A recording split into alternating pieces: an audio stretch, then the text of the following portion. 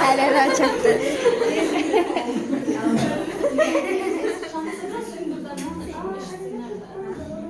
Aa, va. Aa, va.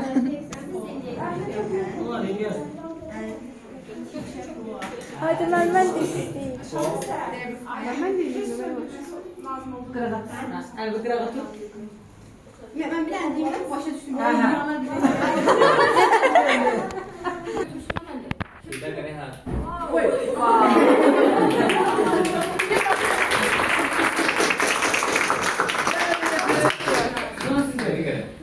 Siz de götürün.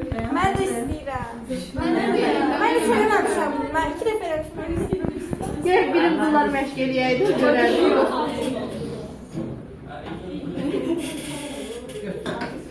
Suyuna götürün azıcık çöpçü. Hemen yandıracağım. Zeynep'e de ondan da böyle otursun. Başımıza bir yandan basalım. Herkes alıp birbirinize oturun da. Ben sen yapıyorsun sen ötü olur diye. Korkma da sen çocuk götür.